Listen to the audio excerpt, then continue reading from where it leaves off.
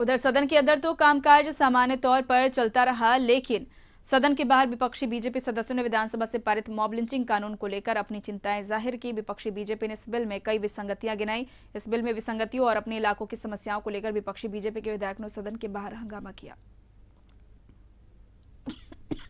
शीतकालीन सत्र का यह अंतिम दिन कह सकते हैं और कल जो है मॉब लिंचिंग को लेकर के कानून बने हैं, कानून पारित हुए हैं। इसका विपक्ष की पार्टी भाजपा पुरजोर विरोध कर रही है और कह रही है कि सरकार अपने फायदे के लिए कानून बनाए हैं। तो आइए, हमारे साथ अनंत ओझा जी भाजपा के विधायक हैं।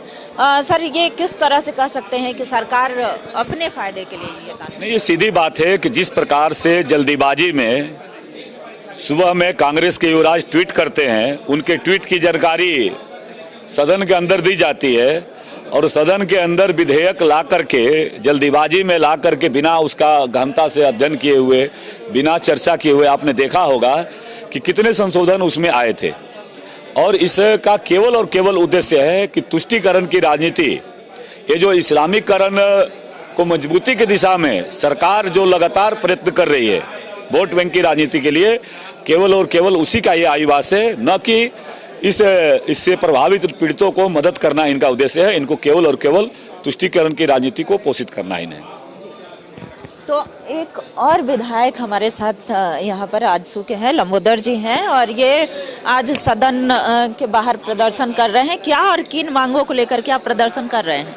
देखिए, टीटीपीएस ललपनिया है, वहाँ पर व्याप्त जो अनियमितता है, भ्रष्टाचार है, कमीशनखोरी है और वहाँ पर श्रमिकों का जो शोषण किया जा रहा है, वहाँ के स्थानीय और विस्थापितों के हितों का अनदेखी किया जा रहा है, इसको लेकर आज बैठना पड़ा। आज टीटीपीएस के द्वारा अपना छाया तेनुघाट डैम में डाला जा रहा है। तेनुघाट डैम के पानी को प्रदूषित किया जा रहा है और तेनुघाट डैम के अस्तित्व को ही खतरे में डाल रहा है। कई ऐसे मामले हैं जिनको लेकर सदन में 42 श्रमिक है जिनकी मृत्यु हो चुकी है, उनका ग्रेच्युटी का पेमेंट नहीं हो रहा है। पीएफ में अरबों रुपया काटा गया, उसका कोई हिसाब किताब सरकार के पास नहीं है। निश्चित रूप से श्रमिक को, चाहे वो मिनिमम वेजेज एक्ट की बात हो, पेमेंट ऑफ ग्रेच्युटी एक्ट की बात हो, फैक्ट्री एक्ट की बात हो, एम्प्लॉयज स्टेट इंश्योरेंस एक्ट की बात हो, हर एक्ट का वहाँ पर वायलेशन किया जाए और श्रमिकों का शोषण किया जा रहा है। इन्हीं मांगों को लेकर आज यहाँ पर धरने पर बैठे हुए हैं।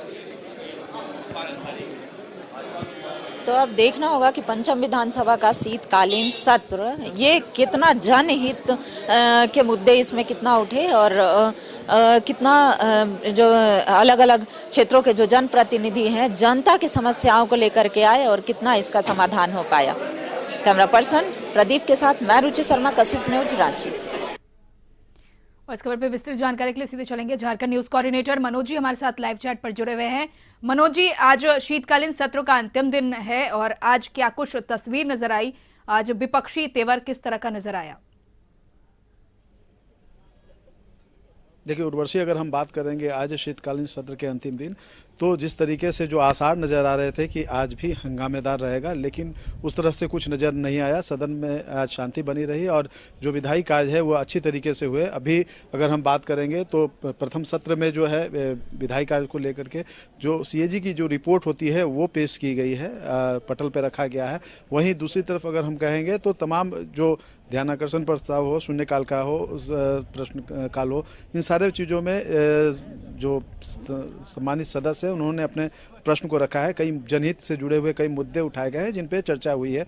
वहीं अगर द्वितीय पाली की अगर हम बात करेंगे, अभी भोजनावकाश है, भोजनावकाश के बाद जब 2 बजे सत्र शुरू होगा तो 3 विधेयक जो हैं वो सदन में आने हैं। उसमें कोर्ट फीस झारखंड संशोधन विधेयक 2021 है, झारखंड विद्युत शुल्क संशोधन विधेयक 2021 और पंडित रघुनाथ मुर्मू जनजातीय विश्वविद्यालय विधेयक 2021 है। ये 3 विधेयक आने हैं। इसके अलावा कई गैर सरकारी संकल्प आएंगे जो माननीय सदस्यों द्वारा रखे जाएंगे।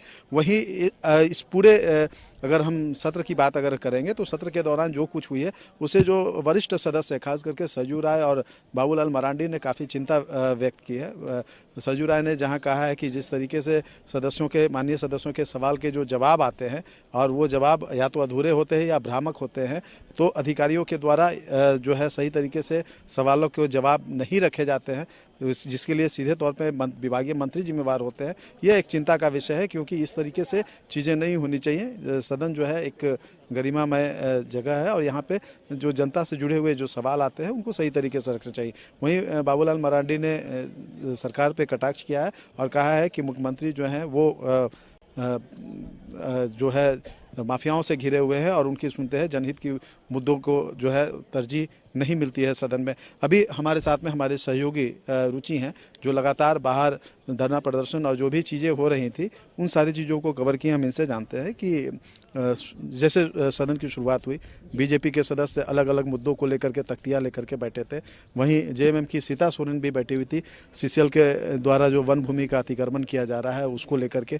उसके साथ ही अगर हम कहेंगे तो विनोद सिंह जो है माले के, वो भी अपना विरोध प्रकट कर रहे थे। देखिए सर, जितने भी जनप्रतिनिधि हैं वो सारी समस्याओं को अपने जनता की समस्याओं को लेकर के यहाँ आते हैं। और बात करें तो भाजपा के जो विधायक हैं वो सरकार के भी कार्य पर प्रश्न चिन्ह लगाते हुए और कई सारी जन समस्याओं को लेकर के वो प्रदर्शन करते दिखे। वहीं सबसे खास बात की सत्ता पक्ष के विधायक जो है सीता सोरेन आज प्रदर्शन की, चूंकि सीसीएल के द्वारा जो अतिक्रमण किए जा रहे हैं उसे लेकर उनका कहीं ना कहीं उनकी बातें जो है, कल उन्होंने सदन में प्रश्न रखा था और अधिकारियों की तरफ से सही जवाब नहीं मिलने का कारण उन्होंने बताया। वहीं सबसे खास बात रही सर की बाबूलाल मरांडी बाहर निकले सदन से और उन्होंने कहा कि सरकार जनहित के मुद्दों से भाग रही है और कई सारी ऐसे जनहित के मुद्दे हैं जो सरकार उस पर ध्यान ना दे करके, और उन्होंने सीधा तौर पर मॉब लिंचिंग जो बिल पास कराना हुआ वो उन्होंने कहा कि सरकार जो है जनहित यह इसमें नहीं दिखा गई। तो इस तरीके से अगर हम कहेंगे तो आज सरकार विपक्ष के साथ साथ सत्ता पक्ष के द्वारा भी घिरती नजर आई। अगर हम सदन के अंदर की बात करेंगे उर्वशी, तो जो जेएमएम के विधायक है लोबिन हेम्ब्रेन, उन्होंने एक सवाल उठाया कि पिछले दिनों उत्पाद विभाग की एक टीम जो है छत्तीसगढ़ गई थी और वहाँ शराब की बिक्री किस तरीके से हो रही है उसको लेकर के सवाल उठाया कि उत्पाद विभाग के अधिकारियों का छत्तीसगढ़ जाना और वहाँ चूंकि सरकार ही वहाँ पे शराब बेच रही है, यानी कि अब झारखंड में भी सरकार शराब बेचेगी, ये मुद्दा को उठाया। और उन्होंने कहा कि ये चीज़ जो है ये सही नहीं है, इसको बर्दाश्त नहीं किया जाएगा, क्योंकि गुरुजी जो हैं वो शराब के सख्त विरोधी हैं। वो लगातार